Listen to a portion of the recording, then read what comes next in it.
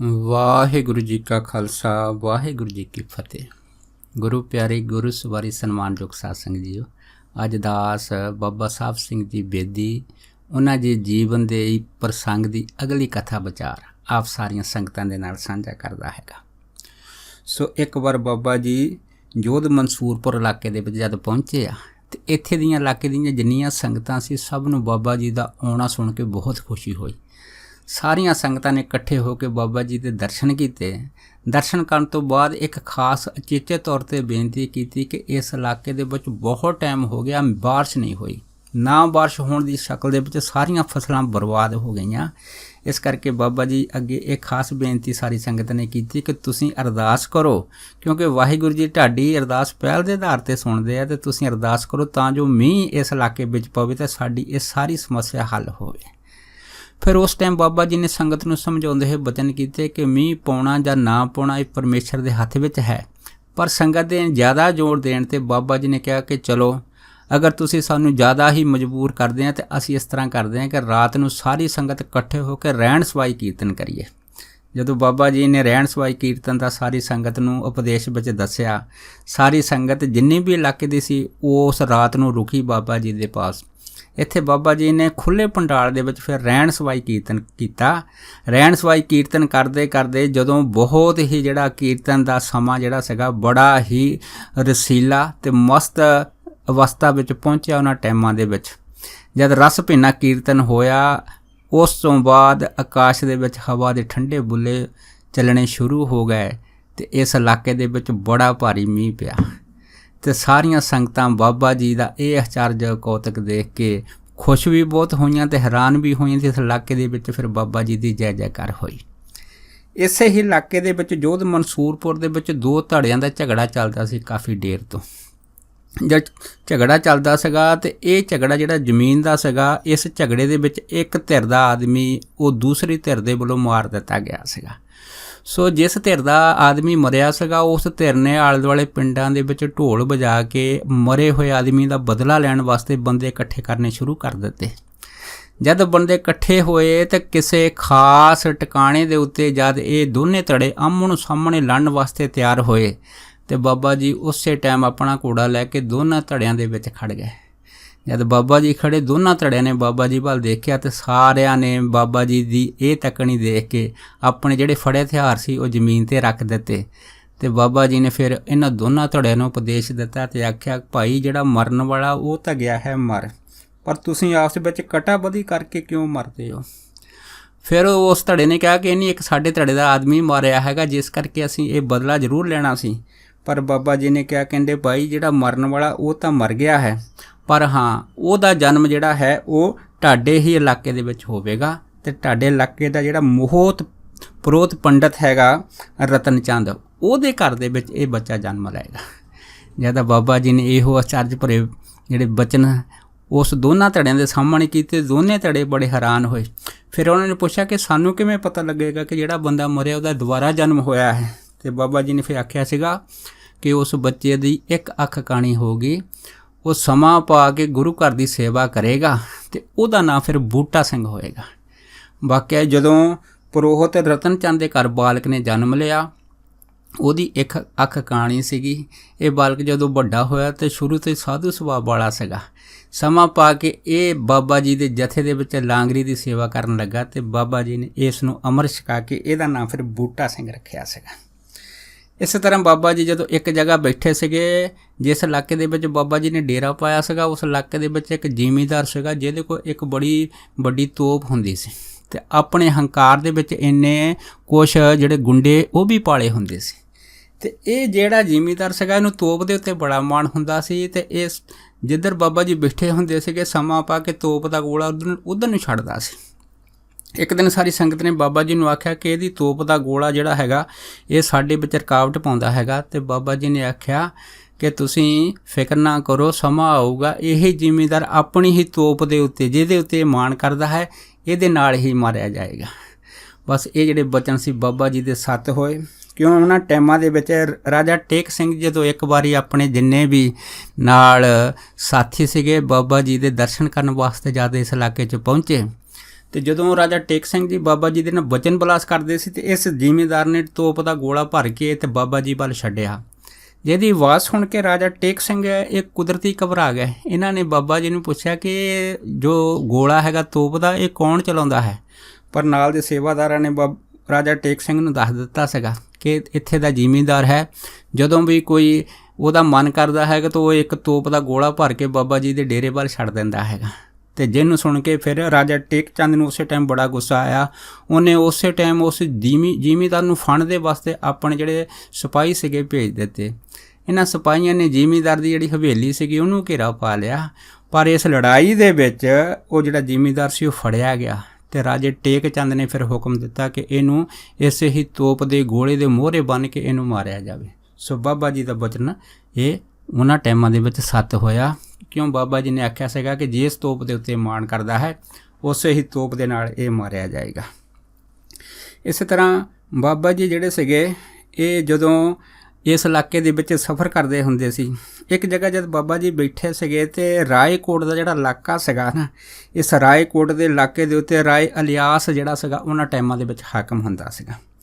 ਇੱਕ ਦਿਨ ਬਾਬਾ ਜੀ ਆਪਣੀ ਮੌਜ 'ਚ ਬੈਠੇ ਸੀਗੇ ਤੇ ਇੱਕ ਜਨਾਨੀ ਤੇ ਉਹਦਾ ਸਾਰਾ ਪਰਿਵਾਰ ਉਹ ਬਾਬਾ ਜੀ ਦੇ ਵਾਸਤੇ ਫਰਿਆਦੀ ਬਣ ਕੇ ਆਇਆ। ਜਦ ਆਇਆ ਉਹਨਾਂ ਨੇ ਬਾਬਾ ਜੀ ਦੇ ਅੱਗੇ ਬੇਨਤੀ ਕੀਤੀ ਕਿ ਉਹਨਾਂ ਦਾ ਇੱਕ ਪਤੀ ਆ ਗੈਂਡਾ ਸਿੰਘ ਰਹੀਸ ਜ਼ਿਮੀਂਦਾਰ, ਇਹ ਕਿਲ੍ਹਾ ਰਾਏਕੋਟ ਵਾਲਿਆਂ ਨੇ ਇਹਨੂੰ ਆਪਣੀ ਕੈਦ ਦੇ ਵਿੱਚ ਬੰਦੀ ਬਣਾਇਆ ਹੈਗਾ, ਤੁਸੀਂ ਕਿਰਪਾ ਕਰੋ ਕਿ ਇਹਨੂੰ ਛਡਾ ਕੇ ਸਾਡੇ ਪਰਿਵਾਰ ਦੇ ਵਿੱਚ ਭੇਜ ਦਿਓ। ਉਹਨਾਂ ਦੀ ਬੇਨਤੀ ਕਰਨ ਉੱਤੇ ਤੇ ਬਾਬਾ ਜੀ ਨੂੰ ਬੜਾ ਤਰਸ ਆਇਆ, ਕਿਉਂਕਿ ਬਾਬਾ ਜੀ ਦੇ ਮਨ 'ਤੇ ਇਹ ਸੀ ਕਿ ਜੋ ਵੀ ਸ਼ਰਨ ਆਵੇ ਇਹਨਾਂ ਨੂੰ ਕੰਠ ਨਾਲ ਜ਼ਰੂਰ ਲਾਉਣਾ ਚਾਹੀਦਾ। ਸੋ ਬਾਬਾ ਜੀ ਨੇ ਇੱਕ ਦੋ ਆਦਮੀ ਜਿਹੜੇ ਸੀਗਾ ਸਿੰਘ ਭੇਜ ਕੇ ਕਿਲ੍ਹਾ ਰਾਏਕੋਟ ਦੇ ਕੋਲ ਉਹਨਾਂ ਨੂੰ ਇਹ ਬੇਨਤੀ ਚੇਚੇ ਤੌਰ 'ਤੇ ਕੀਤੀ ਕਿ ਭਾਈ ਸਰਦਾਰ ਗੈਂਡਾ ਸਿੰਘ ਜਿਹੜੇ ਰਹੀਸ ਆ ਉਹਨਾਂ ਨੂੰ ਤੁਸੀਂ ਬੰਦ ਖਲਾਸੀ ਕਰਕੇ ਰਿਹਾਈ ਦੇਵੋ। ਦੂਸਰੀ ਗੱਲ ਇਹ ਕਿ ਵੀ ਤੁਹਾਡੇ ਇਲਾਕੇ ਦੇ ਵਿੱਚ ਗਊ ਕਸ਼ੀ ਜਿਹੜੀ ਗਊ ਦੀ ਹੱਤਿਆ ਹੁੰਦੀ ਹੈ ਇਹਨੂੰ ਬੰਦ ਕਰੋ। ਜਦ ਦੋ ਗੱਲਾਂ ਬਾਬਾ ਜੀ ਨੇ ਬੰਦੇ ਦੇ ਕੇ ਭੇਜੀਆਂ ਤੇ ਇਹ ਜਿਹੜਾ ਰਾਏਕੋਟ ਵਾਲਾ ਸੀਗਾ ਹਾਕਮ ਇਹਨੇ ਮੰਨਣ ਤੋਂ ਨਾ ਕਰ ਦਿੱਤੀ। ਬਾਬਾ ਜੀ ਨੇ 2-3 ਵਾਰੀ ਚੇਚੇ ਤੌਰ 'ਤੇ ਦੁਬਾਰਾ ਫਿਰ 2-3 ਬੰਦਿਆਂ ਦੇ ਜਿਹੜੇ ਗਰੁੱਪ ਸੀਗੇ ਦੁਬਾਰਾ ਫਿਰ ਭੇਜੇ ਉਹਨੂੰ ਸਮਝਾਉਣ ਵਾਸਤੇ, ਪਰ ਉਹਨੇ ਇਹ ਗੱਲ ਕਹਿਤੀ ਕਿ ਅਸੀਂ ਲੜ ਮਰ ਤਾਂ ਜਾਵਾਂਗੇ ਪਰ ਨਾ ਤਾਂ ਗੈਂਡਾ ਸਿੰਘ ਨੂੰ ਛੱਡਾਂਗੇ ਤੇ ਨਾ ਜਿਹੜੇ ਗਊਆਂ ਦੀ ਜਿਹੜੀ ਗਊ ਕਸ਼ੀ ਹੱਤਿਆਵਾਂ ਹੈਗੀਆਂ ਇਹਨਾਂ ਨੂੰ ਆਪਣੇ ਇਲਾਕੇ 'ਚ ਬੰਦ ਕਰਾਂਗੇ। ਤੇ ਫਿਰ ਬਾਬਾ ਜੀ ਨੇ ਦੇਖਿਆ ਕਿ ਭਾਈ ਹੁਣ ਤਾਂ ਕੋਈ ਤਰੀਕਾ ਨਹੀਂ ਹੈ, ਜਿਵੇਂ ਕਲਗੀਧਰ ਮਹਾਰਾਜ ਦੇ ਬਚਨ ਹੈ ਕਿ ਚੂਕ ਕਾਜ ਆਜ ਹਮਾ ਹਿਲ ਤੇ ਦਰਗੁਜਸਤ ਹਲਾਲ ਅਸ ਬੁਰਤਨ ਬੈ ਸ਼ਮਸ਼ੀਰ ਦਸਤ। ਫਿਰ ਬਾਬਾ ਜੀ ਨੇ ਚਿੱਠੀਆਂ ਭੇਜੀਆਂ, ਆਪਣੇ ਜਿੰਨੇ ਵੀ ਸਿੰਘ ਸੂਰਮੇ ਸੀਗੇ ਉਹਨਾਂ ਨੂੰ ਚਿੱਠੀਆਂ ਭੇਜ ਦਿੱਤੀਆਂ ਤੇ ਬਾਬਾ ਜੀ ਦਾ ਚਿੱਠੀਆਂ ਦਾ ਆਉਣਾ ਸੁਣ ਕੇ ਫਿਰ ਉਹਦੇ ਵਿੱਚੋਂ ਸਰਦਾਰ ਹਰੀ ਸਿੰਘ, ਦਰਬਾਰਾ ਸਿੰਘ, ਜੋਧ ਸਿੰਘ, ਕਰਮ ਸਿੰਘ, ਸਰਦਾਰ ਬੁੱਧ ਸਿੰਘ, ਇਸ ਤਰ੍ਹਾਂ ਕਰਦੇ ਕਰਦੇ 8000 ਸਿੰਘ ਸੂਰਮੇ ਬਾਬਾ ਜੀ ਦੇ ਕੋਲ ਸ਼ਸਤਰਧਾਰੀ ਇਕੱਠੇ ਹੋਏ। ਜਦ ਇਕੱਠੇ ਹੋਏ ਤੇ ਬਾਬਾ ਜੀ ਨੇ ਫਿਰ ਇੱਕ 500 ਸਿੰਘਾਂ ਦਾ ਜਿਹੜਾ ਜਥਾ ਸੀਗਾ ਇਹ ਰਾਏ ਕੱਲੇ ਦੇ ਕੋਲ ਜਿਹੜਾ ਸੀਗਾ ਇਹ ਉਸ ਟਾਈਮ ਯੁੱਧ ਕਰਨ ਵਾਸਤੇ ਭੇਜਿਆ। ਜਦ 500 ਸਿੰਘਾਂ ਦਾ ਜਥਾ ਜਿਹੜਾ ਇਹ ਗਿਆ ਹੈਗਾ ਤੇ ਇੱਧਰੋਂ ਜਿਹੜਾ ਰਾਜਾ ਸੀਗਾ ਇਲਿਆਸ ਇਹਨੇ ਉਸ ਟਾਈਮ ਫਿਰ ਆਪਣੀ ਜਿਹੜੀ ਸੀ ਫੌਜ, ਉਸ ਫੌਜ ਦੇ ਕਾਫੀ ਸਿਪਾਹੀ ਜਿਹੜੇ ਸੀਗੇ ਇਹਦੇ ਨਾਲ ਲੜਨ ਵਾਸਤੇ ਇੱਥੇ ਭੇਜੇ ਆ। ਜਦ ਭੇਜੇ ਆ ਤੇ ਇਹਦੇ ਵਿੱਚੋਂ ਫਿਰ ਸ਼ੇਰ ਖਾਨ ਜਿਹੜਾ ਸੀਗਾ ਇਹ ਇਹਨਾਂ ਦਾ ਮੋਹਰੀ ਸੀਗਾ ਤੇ ਇਹਨਾਂ ਨੇ ਆ ਕੇ ਦੌਲੇ ਪਿੰਡ ਜਿਹੜੇ ਸੀ ਮੋਰਚੇ ਲਾਏ। ਜਦ ਮੋਰਚੇ ਲਾਏ ਆ ਤੇ ਇਹਨਾਂ ਫਿਰ ਦੋਨਾਂ ਧਿਰਾਂ ਦੇ ਵਿੱਚ ਜਦੋਂ ਫਿਰ ਜੰਗ ਸ਼ੁਰੂ ਹੋਈ ਆ, ਇਸ ਜੰਗ ਦੇ ਵਿੱਚ ਤੀਰਾਂ ਤੇ ਗੋਲੀਆਂ ਦੀ ਵਿਛਾੜ ਐਸੀ ਪਈ ਆ ਜਿਹਦੇ ਵਿੱਚੋਂ ਰਾਏਕੋਟ ਦਾ ਜਿਹੜਾ ਸ਼ੇਰ ਖਾਨ ਸੀਗਾ ਉਹਦੇ ਪੈਰ ਉਖੜ ਗਏ। ਜਦ ਪੈਰ ਉਖੜੇ ਤੇ ਇਹਦੇ ਨਾਲ ਦੇ ਜਿਹੜੇ ਸਾਥੀ ਸੀਗੇ ਇਹ ਭੱਜ ਕੇ ਕਿਲੇ ਦੇ ਅੰਦਰ ਚਲੇ ਗਏ। ਜਦ ਕਿਲੇ 'ਚ ਗਏ ਤਾਂ ਸਿੰਘਾਂ ਨੇ ਜਾ ਕੇ ਕਿਲੇ ਦਾ ਦਰਵਾਜ਼ਾ ਤੋੜ ਕੇ ਇਸ ਕਿਲੇ ਦੇ ਅੰਦਰ ਜਾ ਕੇ ਫਿਰ ਇਹਨਾਂ ਦੇ ਨਾਲ ਯੁੱਧ ਕੀਤਾ। ਇਸ ਯੁੱਧ ਕਰਕੇ ਇਹਨਾਂ ਨੇ ਇੱਕ ਕਿਲਾ ਜਿਹੜਾ ਸੀ ਇਹ ਫਤਿਹ ਕੀਤਾ ਉਹਨਾਂ ਟਾਈਮਾਂ ਦੇ ਵਿੱਚ। ਕਿਲਾ ਫਤਿਹ ਕਰਨ ਤੋਂ ਬਾਅਦ ਇਹਨਾਂ ਨੇ ਕਿਲੇ ਦੀ ਸਾਰੀ ਜਿਹੜੀ ਸੀ ਚੁੱਪਾ ਛਾਣਿਆ, ਪਰ ਉਹਦੇ ਵਿੱਚ ਦੇਖਿਆ ਕਿ ਉੱਥੇ ਗੈਂਡਾ ਸਿੰਘ ਇਸ ਕਿਲੇ ਵਿੱਚ ਨਹੀਂ ਸੀਗਾ ਤੇ ਉਹਨਾਂ ਨੇ ਫਿਰ ਬਾਬਾ ਜੀ ਨੂੰ ਸੁਨੇਹਾ ਭੇਜਿਆ ਕਿ ਕਿਲਾ ਤਾਂ ਅਸੀਂ ਫਤਿਹ ਕਰ ਲਿਆ ਹੈ ਪਰ ਗੈਂਡਾ ਸਿੰਘ ਜਿਹੜਾ ਇਸ ਕਿਲੇ ਵਿੱਚ ਨਹੀਂ ਹੈ। ਫਿਰ ਬਾਬਾ ਜੀ ਨੇ ਕਿਹਾ ਕਿ ਚਲੋ ਕੋਈ ਗੱਲ ਨਹੀਂ, ਅਗਰ ਉਹ ਨਹੀਂ ਹੈ ਤਾਂ ਆਪਾਂ ਫਿਰ ਉਹਦੀ ਭਾਲ ਜਿਹੜੀ ਜ਼ਰੂਰ ਕਰਦੇ ਹਾਂ। ਇੱਧਰੋਂ ਜਿਹੜਾ ਸੀਗਾ ਰਾਏ ਇਲਿਆਸ ਇਹਨੂੰ ਇਸ ਗੱਲ ਦਾ ਬੜਾ ਗੁੱਸਾ ਆਇਆ। ਉਹਨੇ ਆਪਣੇ ਬੰਦਿਆਂ ਨੂੰ ਕਿਹਾ ਕਿ ਬਾਬਾ ਜੀ ਨੇ ਇੱਕ ਤਾਂ ਸਾਡੇ ਕਿਲੇ ਦੇ ਵਿੱਚ ਜਾ ਕੇ ਸਾਡੇ ਸੈਂਕੜੇ ਆਦਮੀ ਮਾਰ ਦਿੱਤੇ ਆ, ਦੂਸਰਾ ਸਾਡਾ ਕਿਲਾ ਫਤਿਹ ਕਰਕੇ ਉੱਥੇ ਜਿੰਨਾ ਸਮਾਨ ਸੀਗਾ ਉਹ ਵੀ ਆਪਣੇ ਕਬਜ਼ੇ ਵਿੱਚ ਲੈ ਲਿਆ ਹੈਗਾ। ਤੇ ਫਿਰ ਇਹਨੇ ਕੀ ਕੀਤਾ, ਆਪਣਾ ਬਦਲਾ ਲੈਣ ਲਈ ਰੋਸ਼ਨ ਖਾਨ ਸੀਗਾ ਇੱਕ, ਉਹਨੂੰ ਸੈਂਕੜੇ ਜਵਾਨ ਦੇ ਕੇ ਜੋਧ ਮਨਸੂਰਪੁਰ ਦਾ ਜਿਹੜਾ ਡੇਰਾ ਸੀ ਬਾਬਾ ਜੀ ਦਾ, ਉੱਥੇ ਹਮਲਾ ਕਰਨ ਵਾਸਤੇ ਭੇਜ ਦਿੱਤਾ। ਜਦ ਭੇਜ ਦਿੱਤਾ ਤੇ ਰੋਸ਼ਨ ਖਾਨ ਦੀ ਕਮਾਨ ਦੇ ਵਿੱਚ ਜਦੋਂ ਬਹੁਤ ਸਾਰੇ ਜਿਹੜੇ ਜਵਾਨ ਸੀਗੇ ਇਹਨਾਂ ਨੇ ਇਸ ਡੇਰੇ ਦੇ ਉੱਤੇ ਹੱਲਾ ਬੋਲਿਆ, ਤੇ ਇੱਧਰੋਂ ਸਿੰਘਾਂ ਨੇ ਵੀ ਆਪਣੇ ਜਿਹੜੇ ਸੀ ਕਰਾਰੇ ਹੱਥ ਦਿਖਾਲੇ ਉਹਨਾਂ ਟਾਈਮਾਂ 'ਚ। ਇਸ ਜੰਗ ਦੇ ਵਿੱਚ ਫਿਰ ਰੋਸ਼ਨ ਖਾਨ ਦੀ ਜਿਹੜੀ ਸੀ ਮੌਤ ਹੋਈ। ਜਦ ਮੌਤ ਹੋਈ ਆ ਤੇ ਇਹਦੇ ਵਿੱਚ ਫਿਰ ਕਿਲ੍ਹਾ ਰਾਏ ਦਾ ਜਿਹੜਾ ਸੀ ਬਹੁਤ ਭਰਾ ਨੁਕਸਾਨ ਹੋਇਆ। ਉਹ ਜਿਹੜਾ ਰੋਸ਼ਨ ਲਾਲ ਦੇ ਮੌਤ ਤੋਂ ਬਾਅਦ ਬਾਕੀ ਜਿਹੜੇ ਬਚੇ ਸੀਗੇ ਜਵਾਨ ਇਹ ਉਸ ਮੈਦਾਨੇ ਜੰਗ ਦੇ ਵਿੱਚੋਂ ਭੱਜ ਗਏ। ਜਦ ਭੱਜੇ ਆ ਤੇ ਇਹ ਭੱਜ ਕੇ ਫਿਰ ਆਪਣੇ ਜਿਹੜੀ ਸੀ ਜਗ੍ਹਾ 'ਤੇ ਜਾ ਕੇ ਲੁਕ ਗਏ। ਇੱਧਰੋਂ ਫਿਰ ਜਦੋਂ ਰਾਏ ਅਲਿਆਸ ਜਿਹੜਾ ਸੀਗਾ, ਜਦ ਇਹਨੂੰ ਪਤਾ ਲੱਗਾ ਕਿ ਰੋਸ਼ਨ ਲਾਲ ਇਸ ਲੜਾਈ ਜੰਗ ਦੇ ਵਿੱਚ ਮਾਰਿਆ ਗਿਆ, ਫਿਰ ਉਹਨੂੰ ਇਸ ਗੱਲ ਦਾ ਬੜਾ ਦੁੱਖ ਹੋਇਆ। ਜਦੋਂ ਬਹੁਤ ਜ਼ਿਆਦਾ ਉਹਨੂੰ ਦੁੱਖ ਹੋਇਆ ਉਹਨੇ ਫਿਰ 2 ਸਿੰਘ ਸਰਦਾਰ ਬਾਗ ਸਿੰਘ ਤੇ ਸਰਦਾਰ ਮਿਸ਼ਰੀ ਸਿੰਘ ਹੋਇਆ, ਇਹਨਾਂ ਦੇ ਹੱਥ ਦੇ ਵਿੱਚ ਇੱਕ ਮਾਫੀਨਾਮੇ ਦੀ ਚਿੱਠੀ ਲਿਖ ਕੇ ਬਾਬਾ ਜੀ ਤੋਂ ਮਾਫੀ ਮੰਗਣ ਵਾਸਤੇ ਇਹ ਚਿੱਠੀ ਭੇਜੀ। ਜਦ ਭੇਜੀ ਆ ਤਾਂ ਬਾਬਾ ਜੀ ਨੇ ਇਹ ਜਦ ਚਿੱਠੀ ਸੁਣੀ ਆ, ਸੁਣ ਕੇ ਬਾਬਾ ਜੀ ਨੇ ਸਾਫ਼ ਨਾ ਕਰ ਦਿੱਤੀ। ਉਹਨੇ ਕਹਿਤਾ ਕਿ ਅਸੀਂ ਤੁਹਾਡੇ ਕੋਲ 3 ਵਾਰੀ ਆਦਮੀ ਭੇਜੇ ਸੀਗੇ, ਸਿਰਫ ਤੁਹਾਨੂੰ ਇੰਨਾ ਕਿਹਾ ਸੀਗਾ ਕਿ ਇੱਕ ਸਰਦਾਰ ਗੈਂਡਾ ਸਿੰਘ ਰਹੀਸ ਉਹਨੂੰ ਛੱਡ ਦਿਓ, ਅਤੇ ਦੂਸਰਾ ਜਿਹੜੀ ਤੁਸੀਂ ਇਲਾਕੇ ਦੇ ਵਿੱਚ ਇੰਨੀਆਂ ਗਊਆਂ ਦੀਆਂ ਹੱਤਿਆਵਾਂ ਕਰਦੇ ਆ ਇਹਨਾਂ ਨੂੰ ਬੰਦ ਕਰ ਦਿਓ। ਤੁਸੀਂ ਕਹਿੰਦੇ ਸਾਡੀ ਮੰਨੀ ਨਹੀਂ, ਤੁਸੀਂ ਉਸ ਟਾਈਮ ਆਪਣੀ ਜੰਗ ਦੇ ਉੱਤੇ ਅੜੇ ਰਹੇ ਆ, ਇਸ ਕਰਕੇ ਤੁਹਾਨੂੰ ਕਿਸੇ ਤਰ੍ਹਾਂ ਦਾ ਮਾਫੀਨਾਮਾ ਨਹੀਂ ਦਿੱਤਾ ਜਾ ਸਕਦਾ, ਕਿਉਂਕਿ ਫਿਰ ਦੂਸਰਾ ਜੰਗ ਤੁਸੀਂ ਸਾਡੇ ਆਪਣਾ ਜੋ ਡੇਰਾ ਅਸਥਾਨ ਸੀਗਾ ਉੱਤੇ ਕਰਾਇਆ ਹੈਗਾ। ਜਦ ਬਾਬਾ ਜੀ ਨੇ ਕਿਹਾ ਕਿ ਅਸੀਂ ਤੁਹਾਡੇ ਨਾਲ ਕਿਸੇ ਤਰ੍ਹਾਂ ਦਾ ਕੋਈ ਸਮਝੌਤਾ ਨਹੀਂ ਕਰਨਾ, ਤੇ ਇਹ ਜਿਹੜਾ ਰਾਏ ਅਲਿਆਸ ਹੈਗਾ ਇਹ ਬਾਬਾ ਜੀ ਦੇ ਡਰ ਤੋਂ ਮਾਰਦਾ ਰਾਤੋਂ ਰਾਤ ਕਿਲ੍ਹਾ ਛੱਡ ਕੇ ਭੱਜ ਗਿਆ ਆਪਣੇ ਸਾਥੀਆਂ ਦੇ ਨਾਲ। ਜਦੋਂ ਕਿਲ੍ਹਾ ਛੱਡ ਕੇ ਭੱਜਿਆ ਤੇ ਬਾਬਾ ਜੀ ਨੇ ਫਿਰ ਇਹ ਜਿਹੜਾ ਕਿਲ੍ਹਾ ਸੀਗਾ ਜਿਹੜਾ ਖਾਲੀ ਹੋਇਆ ਸੀਗਾ ਇਹਦੇ ਉੱਤੇ ਆਪਣਾ ਕਬਜ਼ਾ ਕਰ ਲਿਆ। ਕਿਲ੍ਹਾ ਕਬਜ਼ੇ ਕਰਨ ਤੋਂ ਬਾਅਦ ਬਾਬਾ ਜੀ ਦਾ ਇਸ ਇਲਾਕੇ ਦੇ ਉੱਤੇ ਫਿਰ ਪੱਕੇ ਤੌਰ 'ਤੇ ਕਬਜ਼ਾ ਜਿਹੜਾ ਸੀਗਾ ਹੋ ਗਿਆ। ਇਸ ਕਬਜ਼ੇ ਦੇ ਵਿੱਚ ਜਗਰਾਓਂ ਤੇ ਲੁਧਿਆਣਾ ਤੇ ਹੋਰ ਜਿੰਨੇ ਆਲੇ ਦੁਆਲੇ ਦੇ ਨਗਰ ਸੀਗੇ ਉਹ ਵੀ ਇਸ ਕਬਜ਼ੇ ਦੇ ਵਿੱਚ ਆ ਗਏ ਸੀਗੇ। ਤੇ ਬਾਬਾ ਜੀ ਨੇ ਫਿਰ ਇੱਥੇ ਲੁਧਿਆਣੇ ਦੇ ਕੋਲ ਸੁਥਰੇ ਦੀ ਧਰਮਸ਼ਾਲਾ ਦੇ ਨੇੜੇ ਇੱਕ ਕੱਚਾ ਕਿਲ੍ਹਾ ਬਣਾਇਆ ਸੀਗਾ। ਕੱਚਾ ਕਿਲ੍ਹਾ ਬਣਾ ਕੇ ਇਸ ਇਲਾਕੇ ਦੇ ਵਿੱਚ ਤਕਰੀਬਨ ਬਾਬਾ ਜੀ ਨੇ ਫਿਰ ਅੰਮ੍ਰਿਤ ਸੰਚਾਰ ਕਰਾਇਆ। ਜਦੋਂ ਅੰਮ੍ਰਿਤ ਸੰਚਾਰ ਕਰਾਇਆ, ਜਿਹਦਾ ਅੰਮ੍ਰਿਤ ਸੰਚਾਰ ਦਾ ਅਸਰ ਐਸਾ ਹੋਇਆ ਕਿ ਬਹੁਤ ਸਾਰੇ ਪਿੰਡਾਂ ਦੇ ਜਿਹੜੇ ਸਿੱਖ ਸੰਗਤ ਸੀ ਉਹ ਬਾਬਾ ਜੀ ਦੇ ਨਾਲ ਜੁੜ ਗਈ ਆ। ਬਾਬਾ ਜੀ ਦੇ ਜੁੜਨ ਤੋਂ ਬਾਅਦ ਬਾਬਾ ਜੀ ਨੇ ਤਕਰੀਬਨ ਇਸ 1300 ਪਿੰਡਾਂ ਦੇ ਜਿੰਨੀ ਵੀ ਸਾਧ ਸੰਗਤ ਦੇ ਆਦਮੀ ਸੀਗੇ ਸਭ ਨੂੰ ਆਪਣੇ ਪ੍ਰੇਮ ਤੇ ਸਤਿਕਾਰ ਦੇ ਨਾਲ ਜਿੱਤ ਲਿਆ ਸੀ ਉਹਨਾਂ ਟਾਈਮਾਂ ਦੇ ਅੰਦਰ।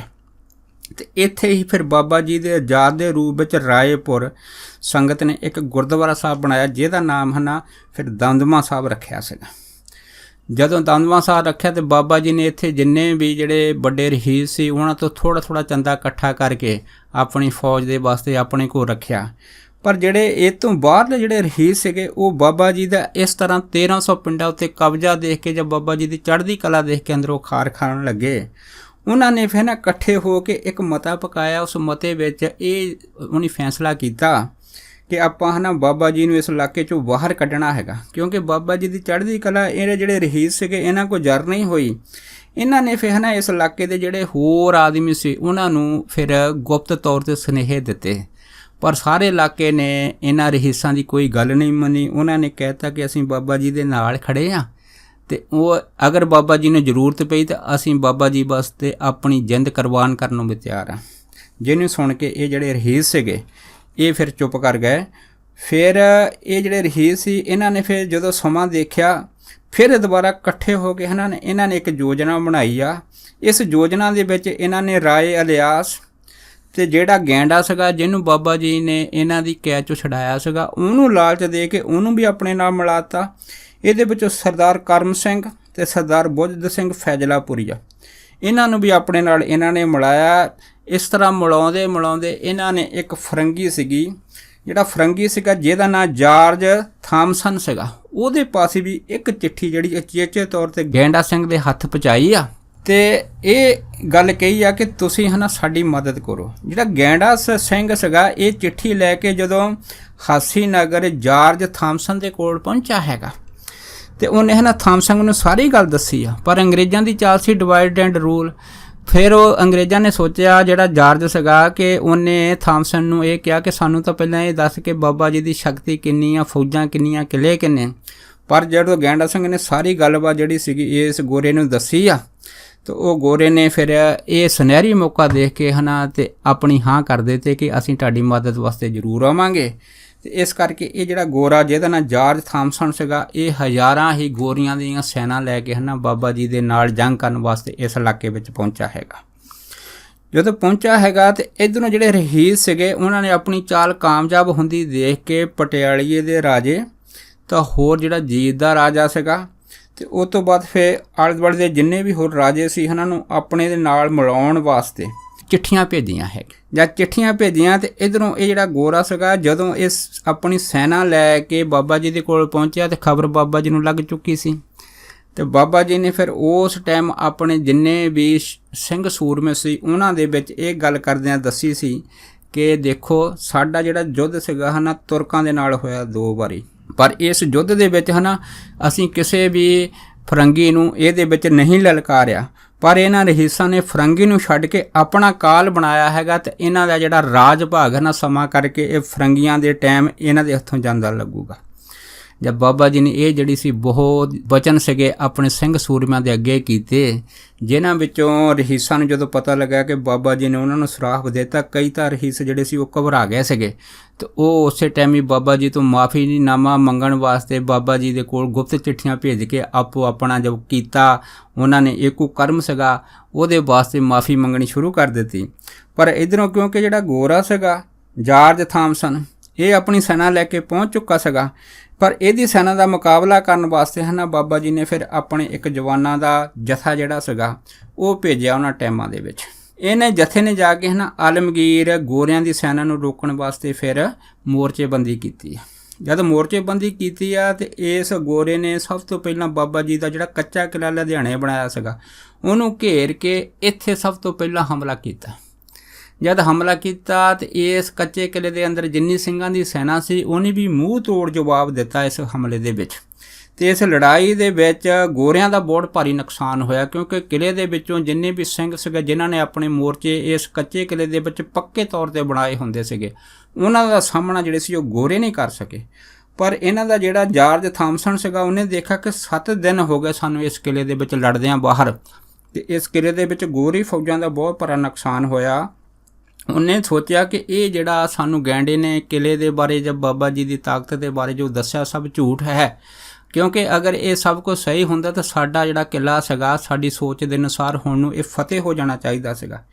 ਇਸ ਕਰਕੇ ਇਹ ਜਿਹੜਾ ਗੋਰਾ ਸੀਗਾ ਇਹ ਇਸ ਕਿਲ੍ਹੇ ਤੋਂ ਕਾਫੀ ਪਿੱਛੇ ਹੋ ਕੇ ਉੱਚੀ ਜਗ੍ਹਾ 'ਤੇ ਜਾ ਕੇ ਦੇਖਣ ਲੱਗਾ ਕਿ ਤਾਂ ਜੋ ਅੰਦਾਜ਼ਾ ਲਾਇਆ ਜਾ ਸਕੇ ਕਿ ਬਾਬਾ ਜੀ ਦੀ ਤਾਕਤ ਕਿੰਨੀ ਆ, ਬਾਬਾ ਜੀ ਦੀ ਫੌਜ ਕਿੰਨੀ ਆ।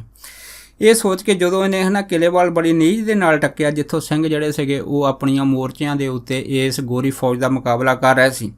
ਜਦੋਂ ਇਸ ਗੋਰੇ ਨੇ ਦੇਖਿਆ ਤਾਂ ਕੀ ਦੇਖਿਆ, ਨੀਲੇ ਪੀਲੇ ਚਿੱਟੇ ਬਾਣੇ ਦੇ ਅੰਦਰ ਉਹਨੂੰ ਹਜ਼ਾਰਾਂ ਹੀ ਫੌਜਾਂ ਜਿਹੜੀਆਂ ਸੀ ਕਿਲ੍ਹੇ ਦੇ ਉੱਪਰ ਤੇ ਅੰਦਰ ਤੇ ਬਾਹਰ ਜਿਹੜੀਆਂ ਸੀ ਉਹ ਫਿਰਦੀਆਂ ਨਜ਼ਰ ਆਈਆਂ। ਇਹ ਸੋਚ ਕੇ ਇਸ ਗੋਰੇ ਅਫਸਰ ਨੇ ਆਪਣੀ ਜਿਹੜੀ ਟੋਪੀ ਸੀ ਥੱਲੇ ਜ਼ਮੀਨ ਦੇ ਵਿੱਚ ਮਾਰ ਕੇ ਫਿਰ ਗੈਂਡੇ ਨੂੰ ਉਸ ਟਾਈਮ ਫਟਕਾਰਾਂ ਪਈਆਂ ਤੇ ਤੂੰ ਤਾਂ ਕਿਹਾ ਸੀਗਾ ਕਿ ਇਹ ਕਿਲ੍ਹੇ ਦੇ ਅੰਦਰ ਬੜੀ ਥੋੜ੍ਹੀ ਸੈਨਾ ਹੈਗੀ ਤੇ ਤੁਸੀਂ ਬੜੇ ਆਸਾਨੀ ਦੇ ਨਾਲ ਇਸ ਕਿਲ੍ਹੇ 'ਤੇ ਕਬਜ਼ਾ ਕਰ ਦੇਵੋਗੇ, ਪਰ ਮੈਨੂੰ ਤਾਂ ਇਹ ਦਿਸ ਰਿਹਾ ਕਿ ਇਸ ਕਿਲ੍ਹੇ ਦੇ ਅੰਦਰ ਬਾਹਰ ਹਜ਼ਾਰਾਂ ਹੀ ਜਿਹੜੇ ਸਿੰਘ ਸੂਰਮੇ ਉਹ ਘੁੰਮ ਰਹੇ ਆ। ਇਹ ਦੇਖਦੇ ਸਾਰੇ ਫਿਰ ਜਿਹੜਾ ਜਾਰ ਸੀਗਾ ਇਹ ਆਪਣੇ ਵਾਪਸ ਟਿਕਾਣੇ 'ਤੇ ਆਪਣੀਆਂ ਫੌਜਾਂ ਨੂੰ ਲੈ ਕੇ ਜੋ ਬਚੀਆਂ ਸੀਗੀਆਂ ਉੱਥੇ ਪਹੁੰਚ ਗਿਆ। ਤੇ ਇਹ ਜਿਹੜੀ ਫਿਰ ਲੜਾਈ ਸੀਗੀ ਇਸ ਲੜਾਈ ਦੇ ਵਿੱਚ ਫਿਰ ਸਿੰਘਾਂ ਦੀ ਫਤਿਹ ਹੋਈ ਆ। ਜਦੋਂ ਜਿਹੜਾ ਗੈਂਡਾ ਸੀਗਾ ਇਹ ਤਾਂ ਫਿਰ ਸਿੰਘਾਂ ਨੇ ਉਹਨਾਂ ਟਾਈਮਾਂ ਦੇ ਵਿੱਚ ਫੜ ਲਿਆ ਸੀਗਾ, ਫੜ ਕੇ ਕੈਦ ਕਰ ਲਿਆ ਸੀ, ਪਰ ਜਿਹੜਾ ਗੋਰਾ ਸੀਗਾ ਉਹ ਜਾਰਜ ਥਾਮਸਨ ਇਹ ਭੱਜ ਕੇ ਜਿਹੜਾ ਸੀ ਆਪਣੇ ਟਿਕਾਣੇ 'ਤੇ ਪਹੁੰਚ ਗਿਆ। ਜਦ ਗੈਂਡੇ ਨੂੰ ਫੜਿਆ ਤੇ ਇੱਧਰੋਂ ਬਾਬਾ ਜੀ ਨੂੰ ਇਸ ਕਿਲ੍ਹੇ ਦੀ ਜਿੱਤੀ ਲੜਾਈ ਦਾ ਜਦ ਸਿੰਘਾਂ ਨੇ ਜਿਹੜਾ ਸੀ ਉਹ ਖਬਰ ਦਿੱਤੀ ਆ ਤੇ ਬਾਬਾ ਜੀ ਨੇ ਫਿਰ ਉਸ ਟਾਈਮ ਫਿਰ ਦੀਪਮਾਲਾ ਕੀਤੀ ਆ। ਦੀਪਮਾਲਾ ਤੋਂ ਬਾਅਦ ਇਸ ਜੰਗ ਦਾ ਜਿਹੜਾ ਜਸ਼ਨ ਸੀਗਾ ਸਿੰਘਾਂ ਨੇ ਮਨਾਇਆ। ਉਸ ਤੋਂ ਬਾਅਦ ਜਿਹੜਾ ਪਟਿਆਲੀਆ ਸੀਗਾ ਤੇ ਰਾਜਾ ਲਾਲ ਸਿੰਘ ਸੀਗਾ ਕੈਥਲ ਵਾਲੇ, ਇਹਨਾਂ ਨੇ ਫਿਰ ਇੱਕ ਬੇਨਤੀ ਪੱਤਰ ਬਾਬਾ ਜੀ ਦੇ ਕੋਲ ਭੇਜਿਆ ਸੀਗਾ। ਉਹਨਾਂ ਨੇ ਇਹਦੇ ਵਿੱਚ ਲਿਖਿਆ ਸੀਗਾ ਕਿ ਸਾਨੂੰ ਜ਼ਰੂਰ ਜਿਹੜੇ ਰਹੀਸ ਸੀਗੇ ਇਹਨਾਂ ਨੇ ਆਪਣੇ ਨਾਲ ਮਿਲਾਉਣ ਦੀ ਕੋਸ਼ਿਸ਼ ਕੀਤੀ ਆ, ਪਰ ਕਿਉਂਕਿ ਅਸੀਂ ਬਚਪਨ ਤੋਂ ਹੀ ਜਾਂ ਆਪਣੇ ਕੁੱਲ ਤੋਂ ਹੀ ਗੁਰੂ ਘਰ ਦੇ ਨਾਲ ਜੁੜੇ ਹੋਏ ਹਾਂ, ਇਸ ਕਰਕੇ ਅਸੀਂ ਇਹਨਾਂ ਦੇ ਨਾਲ ਕਿਸੇ ਤਰ੍ਹਾਂ ਦਾ ਵੀ ਕੋਈ ਮਨੋਮਨੀ ਅੰਦਰੋਂ ਸਮਝੌਤਾ ਨਹੀਂ ਕੀਤਾ, ਜਿਸ ਕਰਕੇ ਇਹਨਾਂ ਨੇ ਬਾਬਾ ਜੀ ਤੋਂ ਜਿਹੜੀ ਸੀ ਆਪਣੀ ਮੰਗ ਪੱਤਰ ਦੇ ਵਿੱਚ ਮਾਫੀ ਮੰਗੀ ਸੀਗੀ। ਸੋ ਜਿਹੜਾ ਕੈਥਲ ਦਾ ਰਾਜਾ ਸੀਗਾ ਇਸ ਕੈਥਲ ਦੇ ਰਾਜੇ ਨੇ ਹੈ ਨਾ ਬਾਬਾ ਜੀ ਦੇ ਕੋਲ ਚੇਚੇ ਤੌਰ 'ਤੇ ਬੇਨਤੀ ਕੀਤੀ ਕਿ ਤੁਸੀਂ ਸਾਡੇ ਰਾਜ ਦੇ ਵਿੱਚ ਆ ਕੇ ਹੈ ਨਾ ਇਹਨੂੰ ਭਾਗ ਲਾਓ। ਫਿਰ ਇਸ ਰਾਜਾ ਲਾਲ ਸਿੰਘ ਦੀ ਬੇਨਤੀ ਤੇ ਫਿਰ ਬਾਬਾ ਜੀ ਕੈਥਲ ਪਹੁੰਚੇ ਆ ਤੇ ਬਾਬਾ ਜੀ ਨੇ ਉਸ ਟਾਈਮ ਫਿਰ ਕੈਥਲ ਜਾ ਕੇ ਹਨ ਭਾਈ ਭਗਤੂ ਦੀ ਔਲਾਦ ਜਾਣ ਕੇ ਇਸ ਰਾਜੇ ਨੂੰ ਫਿਰ ਸਰੋਪਾ ਬਖਸ਼ਿਆ ਸੀਗਾ। ਸਰੋਪੇ ਬਖਸ਼ਣ ਤੋਂ ਬਾਅਦ ਬਾਬਾ ਜੀ ਫਿਰ ਨਾਭਾ ਤੇ ਪਟਿਆਲਾ ਜਿਹੜੇ ਸੀਗੇ ਇੱਥੇ ਪਹੁੰਚੇ ਆ। ਇੱਥੇ ਵੀ ਬਾਬਾ ਜੀ ਨੇ ਆ ਕੇ ਫਿਰ ਇਹਨਾਂ ਪਰਿਵਾਰਾਂ ਨੂੰ ਜਿਹੜਾ ਸੀ ਮਾਣ ਇੱਜ਼ਤ ਤੇ ਸਤਿਕਾਰ ਬਖਸ਼ਿਆ ਸੀਗਾ। ਤੇ ਉਸ ਟਾਈਮ ਫਿਰ ਨਾਭਾ ਤੇ ਪਟਿਆਲੇ ਦਾ ਇੱਕ ਸਰਹੰਦੀ ਝਗੜਾ ਸੀਗਾ ਜਿਹਦੀ ਸੁਲ੍ਹਾ ਵੀ ਬਾਬਾ ਜੀ ਨੇ ਉਹਨਾਂ ਟਾਈਮਾਂ ਦੇ ਵਿੱਚ ਕਰਾਈ ਸੀਗੀ। ਇਸੇ ਤਰ੍ਹਾਂ ਨਾ ਜਦੋਂ ਬਾਬਾ ਜੀ ਪਟਿਆਲੇ ਸੀਗੇ, ਜਿੰਨੇ ਵੀ ਸਰਦਾਰ ਬਾਬਾ ਜੀ ਦੇ ਨਾਲ ਜੰਗ ਯੁੱਧਾਂ ਦੇ ਵਿੱਚ ਬਾਬਾ ਜੀ ਦੀ ਸੇਵਾ ਵਾਸਤੇ ਆਏ ਸੀਗੇ, ਉਹਨਾਂ ਨੇ ਫਿਰ ਬਾਬਾ ਜੀ ਨੂੰ ਇਹ ਬੇਨਤੀ ਕੀਤੀ ਆ ਕਿ ਹੁਣ ਤਾਂ ਸਾਨੂੰ ਕੋਈ ਲੱਗਦਾ ਨਹੀਂਗਾ ਕੋਈ ਸਮਾਂ ਜਿਹੜਾ ਜੰਗ ਦਾ ਆ ਰਿਹਾ ਹੈਗੇ, ਇਸ ਕਰਕੇ ਅਸੀਂ ਚਾਹੁੰਦੇ ਹਾਂ ਕਿ ਅਗਰ ਤੁਸੀਂ ਸਾਨੂੰ ਵਿਦਾਇਗੀ ਦੇ ਦਿਓ ਤਾਂ ਅਸੀਂ ਫਿਰ ਆਪਣੇ ਆਪਣੇ ਘਰਾਂ ਨੂੰ ਚਲੇ ਜਾਂਦੇ ਹਾਂ। ਜਦੋਂ ਵੀ ਕੋਈ ਇਸ ਤਰ੍ਹਾਂ ਦਾ ਸਮਾਂ ਆਊਗਾ ਤੁਸੀਂ ਸਾਨੂੰ ਉਸ ਟਾਈਮ ਚਿੱਠੀਆਂ ਲਿਖ ਕੇ ਭੇਜ ਦਿਓ, ਅਸੀਂ ਉਸੇ ਟਾਈਮ ਤਿਆਰ ਹੋ ਕੇ ਆਪ ਜੀ ਦੀ ਸੇਵਾ ਦੇ ਵਿੱਚ ਹਾਜ਼ਰ ਹੋ ਜਾਵਾਂਗੇ। ਤੇ ਫਿਰ ਬਾਬਾ ਜੀ ਨੇ ਇਹਨਾਂ ਸਰਦਾਰਾਂ ਨੂੰ ਵਿਦਾਇਗੀ ਸਮੇਂ ਜਿਹੜਾ ਸੀਗਾ ਇਹ ਕਿਹਾ ਸੀਗਾ ਕਿ ਸਾਨੂੰ ਰਾਜ ਦੀ ਲਾਲਸਾ ਨਹੀਂ ਆ, ਕਿਉਂਕਿ ਸਾਡੇ ਵੱਲੋਂ ਗੁਰੂ ਘਰ ਦੇ ਭੰਡਾਰੇ ਭਰੇ ਪਏ ਆ, ਕਿਸੇ ਚੀਜ਼ ਦੀ ਕਮੀ ਨਹੀਂ ਆ। ਅਸਲ ਦੇ ਵਿੱਚ ਅਸਲ ਗੱਲ ਸਿਰਫ ਵਾਹਿਗੁਰੂ ਜੀ ਦੇ ਨਾਲ ਪ੍ਰੇਮ ਆ। ਜਿਹਦੇ ਅੰਦਰ ਪ੍ਰੇਮ ਆ ਉਹ ਆਦਮੀ ਜਿਹੜਾ ਹੈਗਾ ਉਹ ਸਭ ਕੁਝ ਹੀ ਗੁਰੂ ਘਰ ਦੇ ਵਿੱਚੋਂ ਲੈ ਜਾਂਦਾ ਹੈਗਾ। ਤੇ ਬਾਬਾ ਜੀ ਨੇ ਜਿਹੜੇ ਸਿੰਘ ਸਰਦਾਰ ਸੀ, ਜਿਹੜੇ ਬਾਬਾ ਜੀ ਦੀ ਸੇਵਾ ਵਾਸਤੇ ਆਪਣੀਆਂ ਜਿੰਦ ਜਾਨਾਂ ਨੂੰ ਹੱਥ ਦੇ ਉੱਤੇ ਰੱਖ ਕੇ ਬਾਬਾ ਜੀ ਦੀ ਸੇਵਾ ਵਾਸਤੇ ਮੈਦਾਨੇ ਜੰਗ 'ਚ ਆਏ ਸੀਗੇ, ਫਿਰ ਬਾਬਾ ਜੀ ਨੇ ਸਾਰੇ ਸਿੰਘਾਂ ਨੂੰ ਸਰੋਪੇ ਦਿੱਤੇ ਆ ਤੇ ਇਹਨਾਂ ਨੂੰ ਹੋਰ ਵੀ ਬਹੁਤ ਸਾਰੀ ਨਗਦੀ ਤੇ ਹੋਰ ਖਜ਼ਾਨੇ ਦੇ ਕੇ ਭਰਪੂਰ ਕਰਕੇ ਫਿਰ ਆਪੋ ਆਪਣੇ ਘਰਾਂ ਨੂੰ ਤੋਰਿਆ ਸੀਗਾ। ਸੋ ਕਹਿਣ ਤੋਂ ਭਾਵ ਇਹ ਹੈ ਕਿ ਬਾਬਾ ਜੀ ਦੀ ਜਿਹੜੀ ਹੈ ਵੀਰਤਾ ਤੇ ਬਾਬਾ ਜੀ ਦੀ ਅੰਤਰਜਾਮਤਾ, ਇਹ ਸਾਰੀਆਂ ਜਿਹੜੀਆਂ ਸੰਗਤਾਂ ਸੀਗੀਆਂ ਨਾਮ ਅਭਿਆਸੀ ਜਾਂ ਬਾਬਾ ਜੀ ਦੀ ਜਿਹੜੀ ਸੇਵਾ ਕਰਦੇ ਸੀਗੇ ਸਿੰਘ ਸੂਰਮੇ, ਉਹ ਭਲੀ ਭਾਂਤ ਜਾਣੂ ਸੀਗੇ। ਸੋ ਉਹ ਬਾਬਾ ਜੀ ਦੀ ਜਿਹੜੀ ਵਡਿਆਈ ਹੈ, ਉਹਨਾਂ ਦੀ ਬੰਦਗੀ ਦਾ ਫਲ ਹੈ, ਉਹਨਾਂ ਦੇ ਪਿਛਲੇ ਜਨਮ ਦਾ ਕਲਗੀਧਰ ਮਹਾਰਾਜ ਵੱਲੋਂ ਜੋ ਬਚਨ ਹੈ, ਉਸ ਬਚਨ ਹੁਕਮ ਦੀ ਕਮਾਈ ਕਰਦੇ ਹੋਏ ਬਾਬਾ ਜੀ ਨੇ ਬਹੁਤ ਸਾਰੀਆਂ ਸੰਗਤਾਂ ਜਿਹੜੀਆਂ ਸੀ ਉਹਨਾਂ ਟਾਈਮਾਂ ਦੇ ਵਿੱਚ ਤਾਰੀਆਂ ਤੇ ਨਿਹਾਲ ਕੀਤਾ। ਤੇ ਬਾਬਾ ਜੀ ਹਰੇਕ ਦਾ ਹੀ ਖਿਆਲ ਜਿਹੜਾ ਸੀ ਉਹ ਰੱਖਦੇ ਹੁੰਦੇ ਸੀਗੇ, ਕਿਉਂਕਿ ਬਾਬਾ ਜੀ ਦੀ ਨਜ਼ਰ ਦੇ ਵਿੱਚ ਕੋਈ ਵੀ ਗਰੀਬ ਅਮੀਰ ਨਹੀਂ ਸੀ ਹੁੰਦਾ। ਸੋ ਬਾਬਾ ਜੀ ਆਪਣੇ ਰਾਜ ਦੇ ਵਿੱਚ ਹਰੇਕ ਨੂੰ ਚੜ੍ਹਦੀ ਕਲਾ ਵਿੱਚ ਰੱਖਦੇ ਹੋਏ ਸਭ ਦੀ ਭਲਾਈ ਦੇ ਵਾਸਤੇ ਹੀ ਸਦਾ ਪਰਉਪਕਾਰ ਵਾਸਤੇ ਤਤਪਰ ਰਹਿੰਦੇ ਸੀਗੇ। ਸੋ ਇਹਨਾਂ ਬਚਨ ਕਰਦਾ ਹੋਇਆ ਦਾਸ ਖੇਮਾ ਦਾ ਜਾਚਕ ਹੈ ਜੀ। ਸੋ ਬਚਨ ਕਰਦੇ ਹਾਂ, ਬੇਨਤੀ ਕਰਦੇ ਹਾਂ, ਕਥਾ ਕਰਦੇ ਹਾਂ, ਬਹੁਤ ਸਾਰੀਆਂ ਭੁੱਲਾਂ ਚੁੱਕਾਂ ਸੁਧਾਰਨੀ ਹੋ ਜਾਂਦੀਆਂ। ਸੋ ਆਪ ਕਿਰਪਾ ਦ੍ਰਿਸ਼ਟੀ ਕਰਕੇ ਸਾਰੀ ਸੰਗਤ ਜਿਹੜੀ ਹੈ ਇਹ ਇਸ ਗੱਲ ਦੀ ਮਾफ़ੀ ਬਖਸ਼ਣੀ। ਸੋ ਫਤਿਹ ਬੁਲਾਓ ਜੀ। ਵਾਹਿਗੁਰੂ ਜੀ ਕਾ ਖਾਲਸਾ, ਵਾਹਿਗੁਰੂ ਜੀ ਕੀ ਫਤਿਹ।